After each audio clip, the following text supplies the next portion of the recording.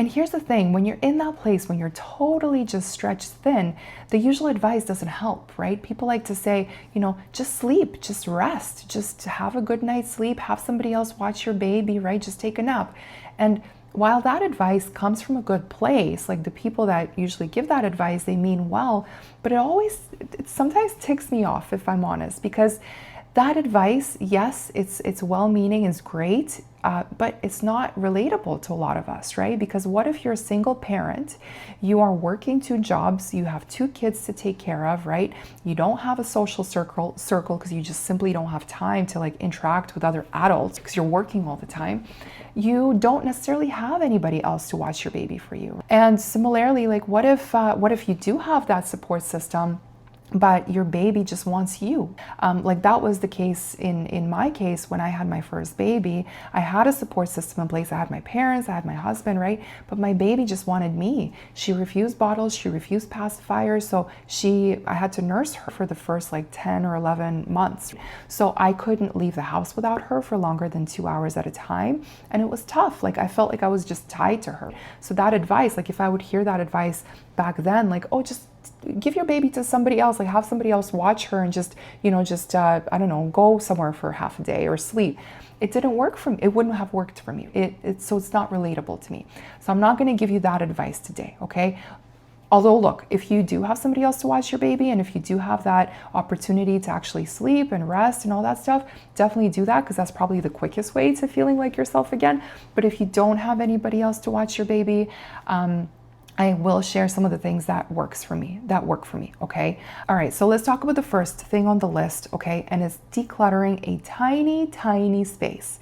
And I know what you're thinking. Don't turn off this video just yet, okay? You're probably thinking like, Eva, I don't even have time to wash the dishes. I haven't done laundry in 3 days. I'm not gonna be decluttering my house. I know what you mean, okay, but just stay with me, okay? Because there's a reason why I'm putting this to the top of my list, okay? First of all, I don't mean like decluttering a room or a house or whatever. I'm talking about a tiny space, okay? And the reason why this is so powerful for me in my case is because 2 things, okay? Number 1 is you're literally reducing overstimulation. So when we live in a world that's just constant noise, right? Like there's just too much happening on a day-to-day. We have too much stuff. If you have kids, and chances are you have kids because you're watching this video, our kids come with a lot of stuff. Like there's toys, there's clothes, there's just lots of there's just too much of everything, right? So when you're in that overwhelmed state, there's just a lot happening up here. And when you have a lot happening on your countertop or like just a lot of clutter, it doesn't help things, right? It actually makes things worse. So for me, that's one of the first things that I do is I start not cleaning, okay? But I go to like one little tiny space and I just start decluttering it or organizing it, reducing that overstimulation. The second reason why I'm putting this to the top of the list is because when you're in that survival mode, when you're in that burnout stage, your brain, like there's lots of chaos happening in your mind. And you feel like you can't control it because you feel like your wheels are spinning, your thoughts are spinning, and you really can't control your feelings, you can't control your emotions, you feel out of control in one way or another, right? And you feel like you can't control that chaos. Well, when you're decluttering a tiny space, again, I'm talking about a really tiny space, okay? You are literally becoming in control of that space. You're literally creating order out of that small chaos, okay? It's a little Jordan Peterson reference for you, I guess, but you're becoming control, okay? And it's almost like tricking your mind in a way, because if you can control that tiny space, you can control your mindset. You can bring yourself out of that mindset. You can begin to control that, put the order to the chaos in your mind. Again, I'm talking about really small space, okay? If you have it in you and if you have the energy to go on full on like decluttering spree in your house, definitely do that, because that's like a really powerful way to just calming everything. But again, I'm talking about a tiny space. So for me, there's 3 spaces in my home that I always like to go to every time I start feeling like, lots of just overwhelmingness, right? The first one is my front entryway. So the front entryway is the first thing that I see when I first enter my house. And if it's in disarray, and if it's chaotic, and if it's messy, and if you're already like if I'm already overstimulated, it's just gonna put me like over the edge, right? So I like to keep it semi-orderly. It's not gonna be super orderly just because we're a family of 5 and we just have lots of stuff. We also live in Ontario, Canada, where there's just like we could have rain and sunny and really cold and windy all on the same day. So like there's lots of different types of shoes, lots of different types of jackets. And it's just, I've embraced the idea that it's always going to be semi-messy, but I like to keep it somewhat orderly. Sometimes it's successful, sometimes not. But anyway, so that's the first step that first place that I always like to go to. The second place I like to go to is my kitchen, and I like to just clean off my countertops, okay? There could be dishes in my sink, but as long as my countertop is clean, it reduces that overstimulation, and also it is a place that is already ready for whenever I need to do something. So if my kids ask for a quick snack, I don't have to worry about first cleaning off the countertop to make space for the cutting board. Like I could just take the cutting board, put it on the counter space, and actually just, cut up a snack for them right then and there. So it's an extra additional step that I just cut out of my routine, right? So that's the second space that I like to keep somewhat orderly and decluttered. The third spot that I like to do that is my bathroom countertop. So the bathroom is where I get ready for the day. It's where I put on my face. If it's in disarray, if it's cluttered up, it's just one other additional thing that I have to worry about doing. So the second thing that I have on my list, we're still on the topic of decluttering, okay? But let's talk about digital decluttering now, okay? Because there's a lot that's happening on our phones, in our just digital life, right? You open up your phone, you have a bunch of apps, you have a bunch of notifications, you have messages that you need to return, you have a bunch of stuff in your calendar that you need to remember, you have, social media apps that are open that are just calling out to you like, read me, open me, right? You have just a lot of stuff. And even just like opening up your email, like how many unread emails do you have in your inbox, right? Maybe there is a subscription service that you had every good intention to actually use, like maybe it's a newsletter or whatever, and you signed up for it like a year ago and you had all the good intentions. It's a really great, inspiring newsletter that you get on a weekly basis, but you find like lately you're just not opening the emails anymore, right? Is it serving you? Probably not. Unsubscribe from it. Free up your inbox, free up your time. It's one less thing for you to have to worry about. And when you open up your phone and when your, inbox, it used to be like 100 unread emails, all of a sudden now it's like 10. It feels a lot more like there's room to breathe. It may sound silly to you, but it for me, that's something that really works. So it's decluttering the digital life and just kind of creating more mental capacity in your day-to-day. And the third one that I have on my list is simplify meals, okay? Look, I actually like cooking, especially baking, and whenever I have time, whenever I have the energy, I like to make something really nice for my family. But what the funniest thing is? It doesn't matter how elaborate my dinner or my meal is, like if it's like a 20 ingredient recipe or whatever, my kids will still ask for like the same thing: mac and cheese, grilled cheese, pasta, or pizza, or like those 4 or 5 things is usually something that the only thing that they actually ask for lately. So it doesn't matter how elaborate I am with my meal planning, they'll still ask for the same thing. So I've learned to just embrace it. This is a season of life, right? I know that they're growing up, their tastes are going to change, right? That's not to say that I just like always stick to like the same 4 or 5 recipes, but I still sometimes like make something really nice just for my husband and I, but usually it's the same, like let's say 10 recipes on rotation. And it just keeps things simple. I don't have to plan. And it also keeps the grocery shopping a lot simpler as well. So we use the grocery app on my phone. I actually don't go to the grocery store anymore. I just order it on my phone. And usually it's ordering the same like 30 items every single time, right? Because I know that it's stuff my family will actually eat. And it just cuts out an additional step from the planning. Like I don't have to worry about what am I going to make on a Wednesday, or what am I going to make on a Friday, right? We usually stick to like the same like 8 to 10 meals. Keeps things simple for me, keeps things simple for my family. And this season of life around us is already full, okay? So the less that I have to worry about meals, the less that I have to worry about, feeding my family, the more brain space I have for everything else. And just remember, this is a season of life. You can always start experimenting every once in a while, but, just try to develop, try to kind of narrow in on the recipes that work for you and your family. So like they're 8 to 10 recipes, right? It doesn't have to be more than that. The next one I have on my list is simplify your home life in a way that works for you, okay? So those like same 5 outfits that your kids like to wear, as opposed to like the 20 that they have in their closet, lean into that, right? Focus on like those 5. Maybe it's time to let the rest of the stuff go, like back to the decluttering portion of it.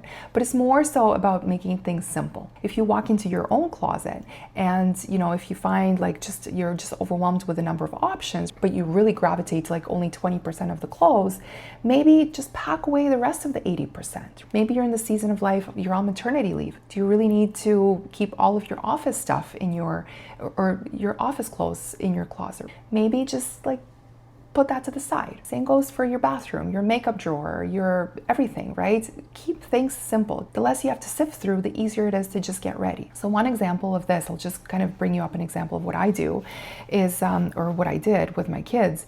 So we're a house full of women. We have like longer hair and we use hairbrushes. And my kids would always, I could never find a hairbrush. Like even though I know I have like 7 or 8 hairbrushes at home, I could never find one when it was actually time to brush my kids' hair in the morning to get them ready for school or daycare or whatever. And that was like really frustrating because sometimes you're running late and that's the last thing you want to do is like sift through your whole house trying to find that hairbrush, even though you know that there are many. The thing with my kids is that they always would take the hairbrush and like brush their Barbie's hair with it.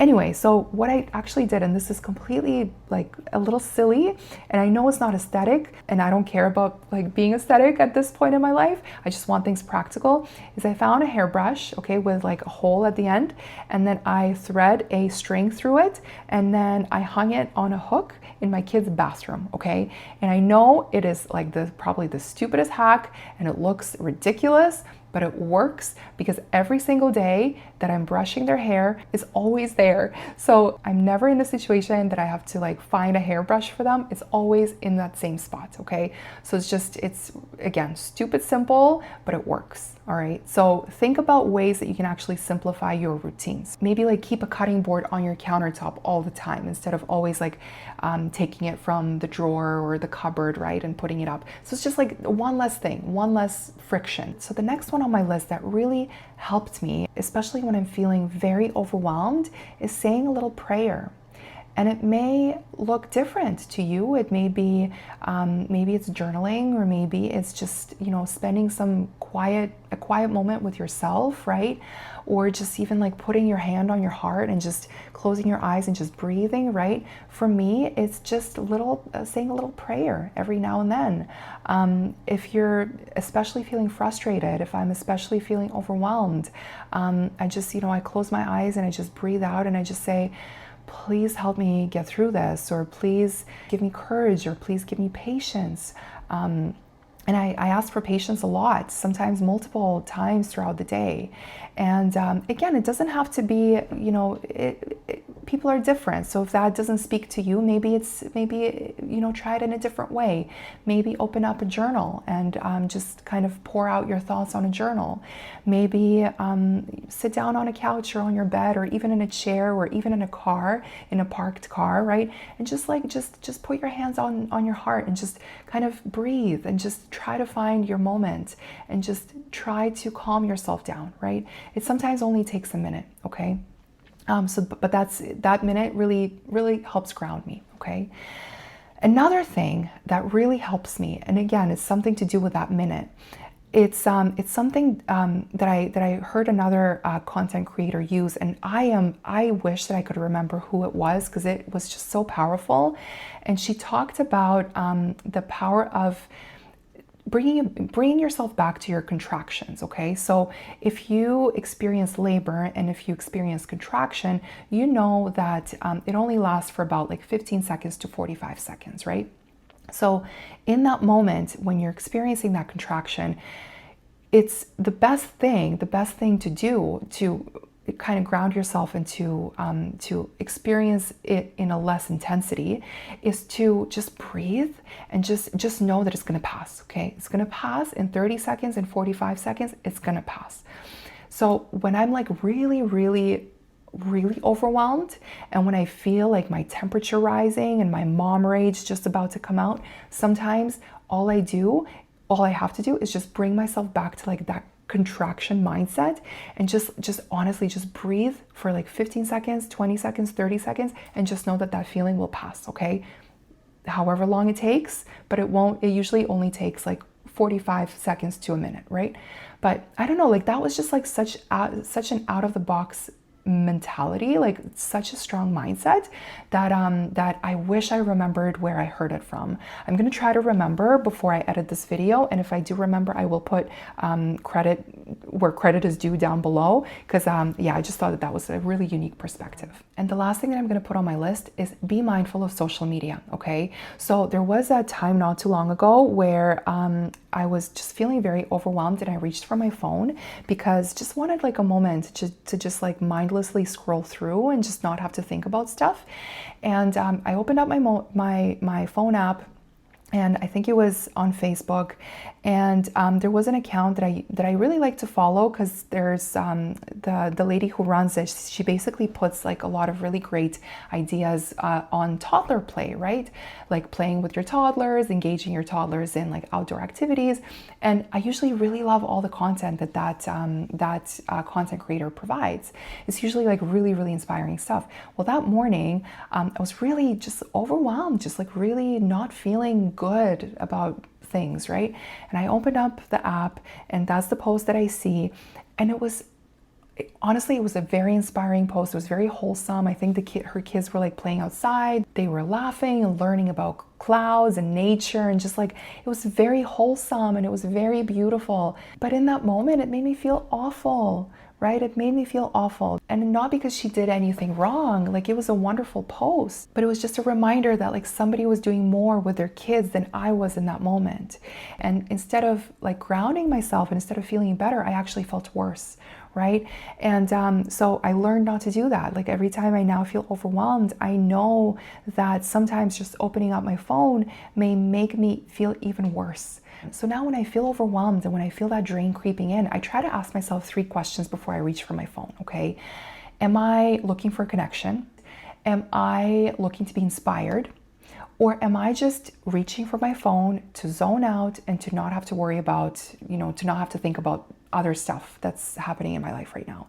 And if it's a third one, I put my phone down, because there are other ways that I listed before that I can do to feel less overwhelmed. So these are my things, but what are yours? Because we're all different. Can you share something that works for you? And share it down in the comments, because sometimes people are reading comments and they're going through a tough time, and they may read your comment and they're like, oh my God, that's a great system, right? That's a great strategy. I'm going to do some of that. But just remember, like, there are ways that you can bring yourself out of that feeling of like survival mode. I know it's tough. I know it's tough to bring yourself out, right? But just try little steps by little steps, right? Try some of the things that I've listed today. Try some of your own things, right? Again, like I said in the beginning of this video, try to customize some of these things that work for you in your way of life, in your season of life with your family, right? Anyway, if this gave you some clarity or a small nudge to kind of just to take care of yourself, I'm really glad, because that was the whole point. And take care of yourself, okay? I wish you a beautiful day, and I'll talk to you soon. Bye.